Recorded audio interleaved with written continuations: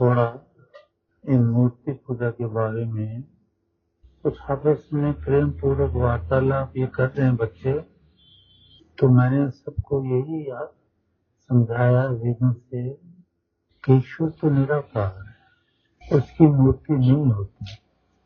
इसलिए भी किसी भी मूर्ति की पूजा करना वेद विरुद्ध है।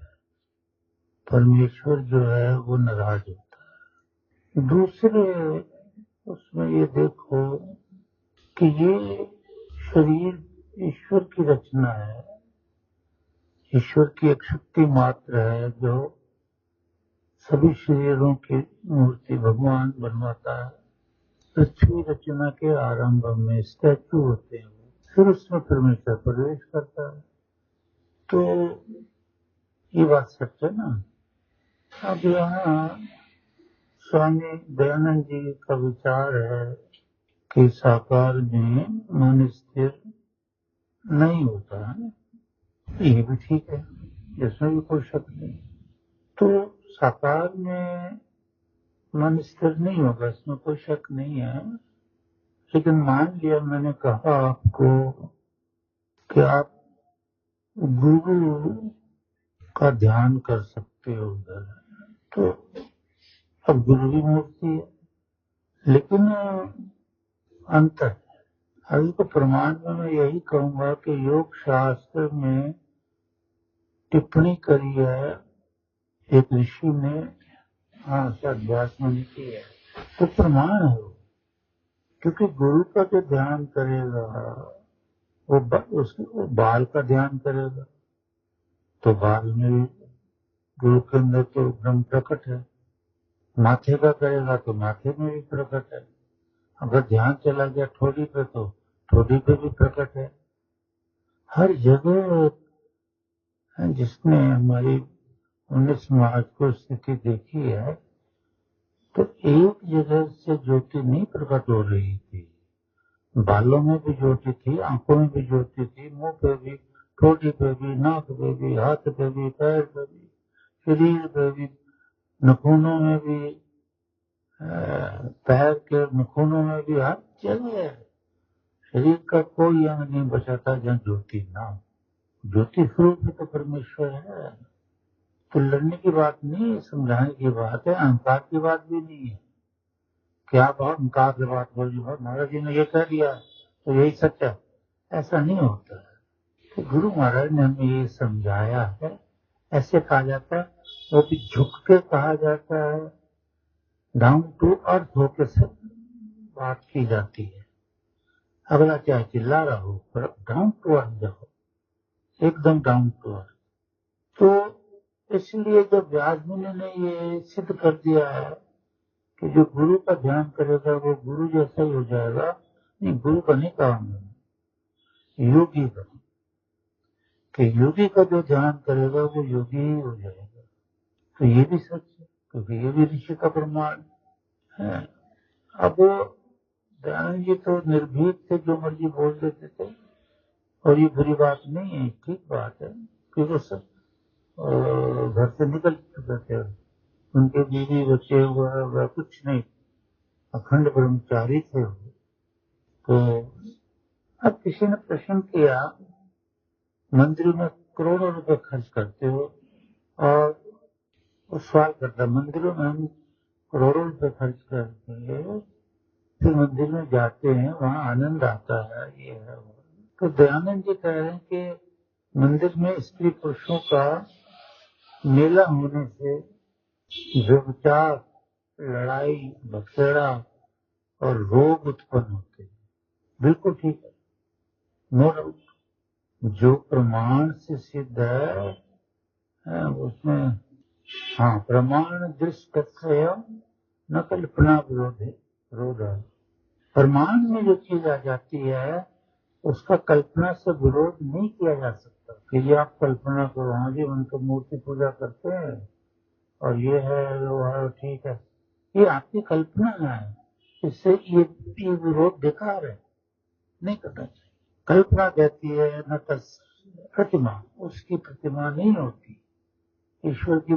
जब वेद ने प्रमाण दे दिया तो फिर आप कल्पना क्यों कर रहे हो तो उसकी मूर्ति होती है। अच्छा, अब पुरुषार्थ होकर उसी को धर्म मान करके मुक्ति का साधन मानने के कारण पुरुषार्थ रहित होकर मनुष्य जन्म व्यर्थ गंवाता है। वो तो हम आपको बताते रहते हैं कि भाई पुरुषार्थ ही आगे जाता है, सेवा भक्ति वाला पुरुषार्थ ही होता है।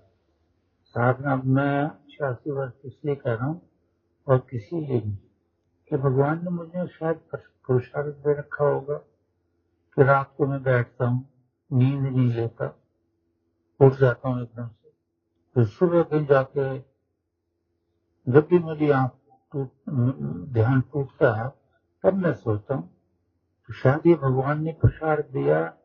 नहीं तो आज के सोशल युग में तो रात भर कोई जागता नहीं भैया। कोई जागता है तो उसे धन्य है, वो इंसान धन्य है कि ईश्वर के लिए जाग रहा है।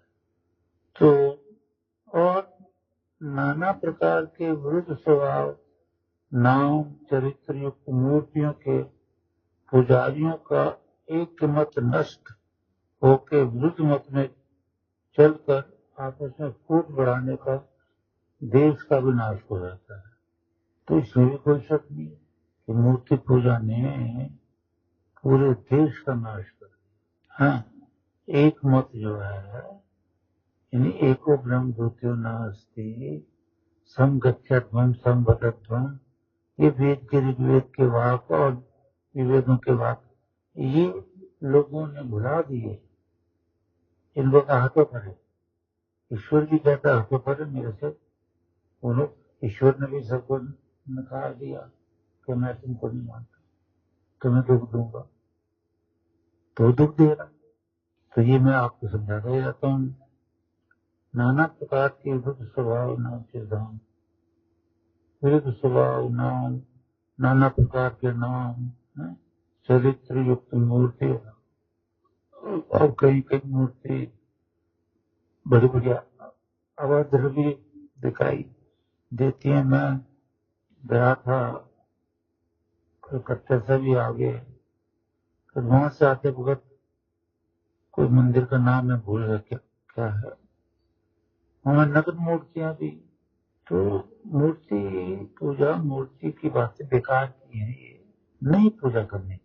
ईश्वर ने एक मत बता दिया कि ईश्वर एक है, द्वितीय ना, दूसरा कोई ईश्वर नहीं। ये इसमें वेद में बताया, अथर्ववेद में, न द्वितीय दो ईश्वर नहीं है, न तृतीय तीन भी नहीं है, न चतुर्थ न पंचमी न षष्ठी न अष्टमी न नवम, नौ ईश्वर भी नहीं है। और आगे लग जाता है 0 10, तो 0 लगाए जाओ लगाए जाओ लगाए जाओ लगाए जाओ, अरबों खरबों अरबों खरबों भी नहीं है। एक हो ब्रह्म, ईश्वर एक है, उसे हमने क्यों छोड़ दिया। तो उन्होंने जो अपने विचार लिखे, मैंने पहले विचार पे यही कहा कि जिंदा अगर गुरु है उसका ध्यान करने के लिए व्यास मुनि ने भी कह दिया और हम भी कह रहे हैं कि योगी का ध्यान धरने वाला योगी ही हो जाता है। चाहे मैं दयानंद जी के मत से विरुद्ध हूँ, पर है ये ऋषि परंपरा, ऋषि की बात सत्य है ये, क्योंकि व्यास मुनि ने भी कह दिया। तो इसीलिए कहीं हमारे शिष्य जाते हैं अगर गुरु की मूर्ति रखते हैं तो वो गलत नहीं हो सकता कभी भी। आप प्रश्न कर सकते हैं, वो तो फिर गलत हो सकता, हमारी गुरु की मूर्ति है, अरे हम भी तो कह रहे हैं वो मूर्ति है, पर वो भगवान की, ईश्वर की तो मूर्ति नहीं है, योगी की मूर्ति है जिसमें भगवान प्रकट है। उसमें नहीं प्रकट है, जो मूर्ति तस्वीर बनाई वो शरीर में प्रकट है योगी के, और वो मूर्ति जो रखी है वो योगी की है। वो पहचान है एक कि भी हमारे गुरु महाराज ये है। तो ये भी मैंने कहा है कि अगर कोई गुरु का ध्यान रखता भी है तो जिंदा गुरु का रखे, मूर्ति का ध्यान न धरे, जिंदा गुरु का। परंपरा ये, ऐसे कई उदाहरण हो सकते हैं। एकलव्य का ले लो, जब गुरु ने मना कर दिया कि मैं तुझे धनुर्विद्या ब्रह्मास्त्र नहीं सिखाऊंगा, तो अकेला जंगल में गुरु जैसी ही कोई मूर्ति बनाकर रखकर उसका ध्यान रखकर और वो प्रैक्टिस करता था और पूर्ण सिद्ध हो गया वो, क्योंकि उस वक्त तो वो भी जिंदा थे। उनके गुरु, क्या नाम था उनका, द्रोणाचार्य। द्रोणाचार्य जिंदा थे। गुरु का ध्यान धर करके और अकेले जंगल में जाके प्रैक्टिस शुरू कर दी, क्योंकि द्रोणाचार्य जी ने तो उन्हें मना कर दिया था कि नहीं भाई मैं तो तुझे नहीं सिखाऊंगा, तो अर्जुन को मारने के लिए सीख रहा, तो उन्होंने अकेले में तो ध्यान धरा गुरु का। तो इस पर लड़ाइयां ना करो, दिमाग चलाओ, गुरु से प्रश्न करो। प्रश्न करने की बात जहाँ है, महावीर ने प्रमाण दिया है कि गुरु से प्रश्न करो। आपस में प्रश्नोत्तरी से झगड़ा होगा, तुम्हारा मन मैला होगा, तुम एक दूसरे से द्वेष करोगे, जो महापाप का संकेत है। महापाप का प्यार बांटना चाहिए, ये मूर्ति पे लड़ते हैं, कितनी गंदी बात है। फिर दूसरी बात ये है कि अगर कोई किताब अच्छी मिलती है, उसमें अच्छा विचार मिलता है, तो उसका भी डिस्कस गुरु से करना चाहिए कि ये विचार मिले, जिंदा गुरु से करना चाहिए। तो वो आपको सही रास्ता बताएगा, प्रमाण देकर बताएगा। अपने आप फैसला क्यों करते हो? इतने बड़े आप विद्वान नहीं हुए हो तो आप खुद ही फैसला करने लगे। कटाक्ष किया है दयानंद जी ने, और दयानंद जी तो ये सीधी बात कही है दुनिया से कि मुझे समाधि की जरूरत नहीं है, कुछ भी, मैं जगत का कल्याण करूंगा, ये भ्रम हटाऊंगा लोगों का कि मूर्ति पूजा मत करो, या और गई गंदी गंदी पूजा जो चल पड़ी है, जहाँ तांत्रिक में तो लोगों को मार भी दिया जाता है, बच्चों का कत्ल कर दिया जाता है, वो भ्रम हटाऊंगा, मुझे समाधि से कोई लेन देन नहीं। ये भी उनके अपने विचार है, इससे भी गौर करना चाहिए। अच्छा, दयानंद जी ने ये विचार कहे कि जब कोई किसी को कहे कि हम तेरे बैठने के आसन व नाम पर पत्थर धरे, तो जैसे वह उन पर क्रोधित होकर मारता है, समझे ना कि भाई आप गुरु हैं, अपने आसन पर बैठते हैं, वो आपके आसन पर आपको ना बैठने के पत्थर धर दें कि पत्थर ही भगवान है, पत्थर ही भगवान है, इसकी पूजा करो, ये प्रवचन करेगा, तो ये कोई बात ठीक थोड़ी है। तो फिर वो जो गुरु है वो तो उसको मारने को दौड़ेगा कि तूने पत्थर क्यों रखा। ऐसे ही जब हम पत्थर की पूजा करते हैं तो ईश्वर हमें क्यों ना बर्बाद करे, वो भी बर्बाद करेगा कि मैं पत्थर थोड़ी हूँ। ये सब विचार दयानंद जी की उपासना के स्थान पर हृदय और नाम पर पत्थर की मूर्तियां धरते हैं, उनका सत्यानाश परमेश्वर क्यों ना करे, यही ये सच बात है।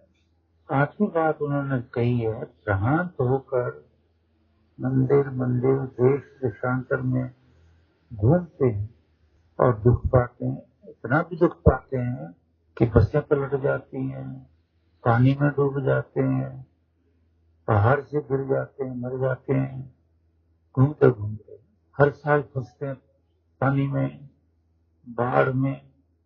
कहते घूमते घूमते ये तुम ये जो करते हो और मरते हो, तो धर्म का भी नाश करते हो और मार्ग का काम भी नष्ट करते हो, और जब इधर उधर जाकर तुम्हारे चोर लुटेरे तुम्हारी चोरी भी करते हैं और ठगों से भी ठगे जाते हैं। तो घर में बैठकर नाम तो नहीं जपते, गुरु के दरबार में जाकर इकट्ठे हो तो आहुतियां पड़ती हैं। आहुतियों में फिर वो ताकत है कि सारा वातावरण वो शुद्ध कर देती है, वहां बीमारी नहीं आती।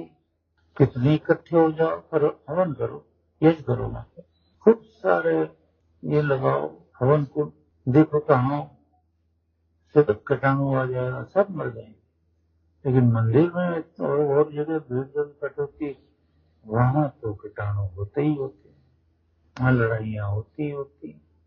नवा विचार उन्होंने लिखा है कि दुष्ट विचारियों पुजारियों को धन देते हो, वो दुष्ट होते, चोरी करते, अंदर कोई कितने केस आए हैं कि भाई मूर्ति चुरा ली, ये चुरा लिया, वो चुरा लिया। तो वे धन को वैश्या पर स्त्री गमन, मांस और शराब ऐसी ऐसी चीज में लगाते हैं चोरी करके। मैं तो सारा कुछ देखा हुआ। मैं जम्मू में गांधीनगर में गुप्ता जी के यहाँ बैठा हुआ, वहाँ एक धोतीधारी बैठा हुआ था, बड़ी बड़ी बातें उनसे हो रही थी। मेरे आने पर सब उठे, मुझे प्रणाम किया, और जिसने धोतीधारी पंडित था वो भी प्रणाम करके बैठा, नहीं वो चल पड़ा, चला। वो रुकते नहीं है योगियों के आगे। मैंने ओम प्रकाश जी से, ओम प्रकाश गुप्ता नाम था उनका, ओम प्रकाश जी से पूछा, भाई ये कौन थी? तुम्हारे जी ये माता है ना, वो वैष्णव माता, उसका सबसे बड़ा पुजारी यही, मालिक भी यही। मैंने कहा बड़ा अच्छा, इसके साथ बैठे हुए। और वो मेरे शिष्य का उसमें बड़ी प्रार्थना है कि पता नहीं क्या क्या किया कि मुझे दीक्षा दे दो, पर मैं उसको दीक्षा दे ही नहीं सकता। अब तो उनका स्वर्गवास हो गया। तो मैंने कहा फिर कहता है, उनका जी कहते हैं, महाराज जुआ बहुत खेलता है, शराब बहुत पीता है, मांस में जरा जितने अवगुण है इसमें। तो ये तो सारे नजारे मैं भी देख कर बैठा हुआ हूँ यहाँ। अच्छा, फिर 10वां, माता पिता आदि मानवियों का अपमान और पाषाण मूर्तियों का मान करके वो क्या बोलते, थैंकलेस हो जाते हो आप, दुनिया ठेसने से। तो मूर्ति को तो मथा टेकना है, मान करना, कुछ चढ़ावा करना, और माँ बापों की बेइज्जती करनी, गालियां देनी। तो 12वां जो है, अच्छा 11वां, मूर्तियों को कोई तोड़ डालता है, बस तोड़ ले जाता है, तब हाहाकार रोते हैं। मेरे पास से आर्मी की साइड से कोई आया था, बहुत पुरानी बात है, जब नया नया ये वीर मंदिर खुला था, तो महाराज हमारे पास रानी किसकी, ये देवी की मूर्ति, हाँ काली कलकत्ते वाली, वो काली माता, उसकी उंगली टूट गई है। तो अभी परेशानी सबको हो रही है, टूटी हुई उंगली माता की हम उसकी पूजा करें या उसको बाहर निकाल दें। मैंने कहा देखो मैं मूर्ति पूजक नहीं हूँ, लेकिन ज्ञान तो मैं दे सकता हूँ, थोड़ा सा मानो चाहे ना मानो। तुम्हारे घर में किसी की उंगली टूट जाए तो क्या तुम उसको बाहर फेंकोगे? मूर्ति है, मूर्ति पूजा करते हो, अपना तुम्हारा दिमाग है, करे जाओ। मूर्ति को किसी अच्छे आर्टिस्ट से जुड़वा लो, कुछ सकते हो। इतनी कीमती मूर्ति पूजा ही करनी, कर चाहे उंगली हो चाहे न हो, करते तो चला गया। उन मूर्तियों को कोई तोड़ डालता व तोड़ ले जाता था, मुसीबत। पुजारी पर स्त्री के संग और पर पुजारी पर पुरुषों के संग से प्राय दूषित होते, और स्त्री पुरुष के प्रेम के आनंद को हाथ से खो बैठते, घर बर्बाद करते, नष्ट भ्रष्ट हो जाते हैं। जड़ का ध्यान करने वाले का आत्मा भी जड़ बुद्धि होता है, ये ना, जैसे योगी का ध्यान धरो तो योगी हो जाओगे, जड़ का ध्यान धरोगे तो तुम्हारी बुद्धि जड़ हो जाएगी, कभी डिसीजन अच्छे नहीं लेगी, घर में लड़ाइयां होंगी। और फिर परमेश्वर ने पुष्प आदि सुगंध, वायु जल के दुर्गंध निवारण और आरोग्यता के लिए बनाए हैं, ठीक है। उनके पुजारी तोड़कर पूर्ण सुगंध के समय तक उसका सुगंध होता है, उसका नाश करके कर देते हैं।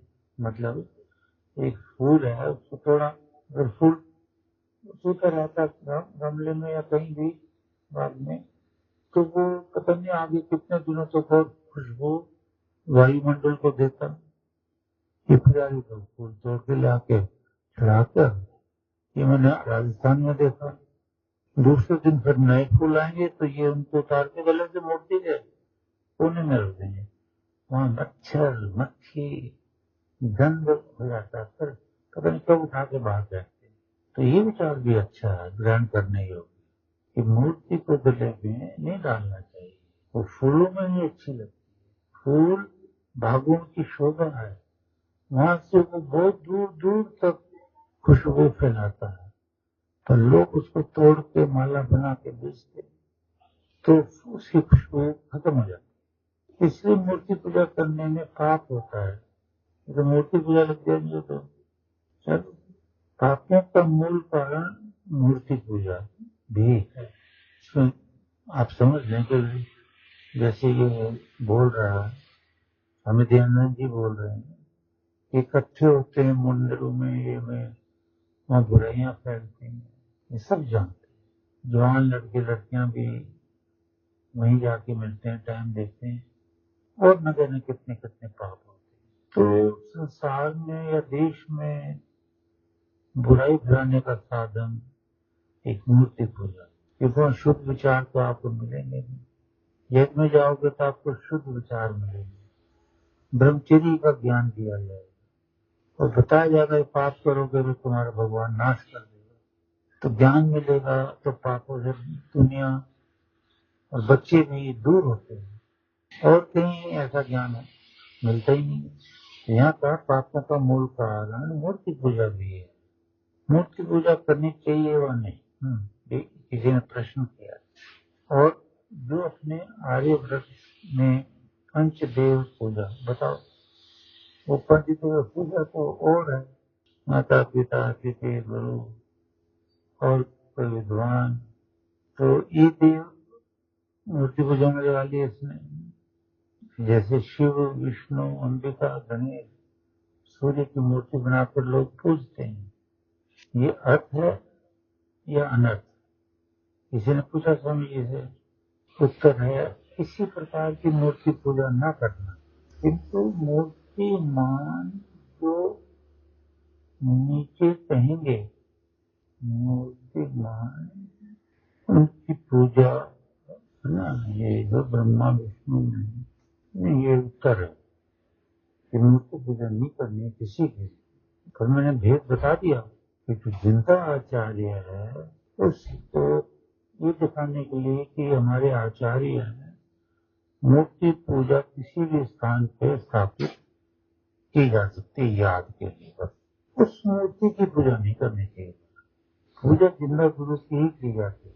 तो यह पंचदेव पूजा शब्द बहुत से अर्थ वाला था, परंतु वही बात है, मूलों ने इस संदर्भ को छोड़कर सत्य अर्थ पकड़ लिया। वही बात मैं बता रहा हूँ ना, महादेव तो हैं जो मैंने बताया, आचार्य वगैरह माता पिता वगैरह, जो जिंदा, उनका आदर मान सम्मान की पूजा होती है ना, पूजा करो। ये क्या कि तुमने ये बात तो छोड़ दी और औरों की मूर्ति बना दी, मर भी गए, चले भी गए, जो थे ही नहीं कभी दुनिया में, उनकी भी मूर्ति बना दी। और उन्होंने ये कर दिया कि आजकल शिवाजी शिव जी जो है आदि पांचों की मूर्तियां बनाकर पूजते हैं, उनका खंडन तो अभी कर चुके हैं।